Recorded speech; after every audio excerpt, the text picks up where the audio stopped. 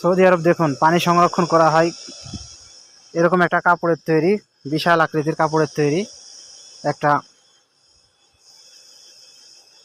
ব্যাগে। অর্থাৎ এখান থেকে এই সেই পানি, এটা হচ্ছে সাধারণ পানি।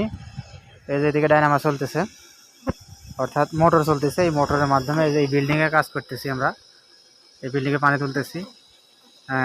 এলবো গাছ লাগানো হচ্ছে কারেন্টের।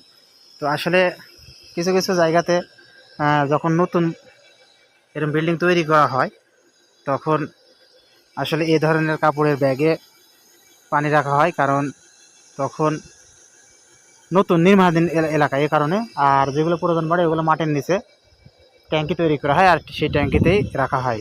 আর আপাতত তৈরির সময় ঠিক এরকম একটি কাপড়ের ব্যাগে পানি সংরক্ষণ করা হয়। এখানে 1 ট্রাক পানি এখানে আটে, বিশাল আকৃতির এই ব্যাগটা শক্ত।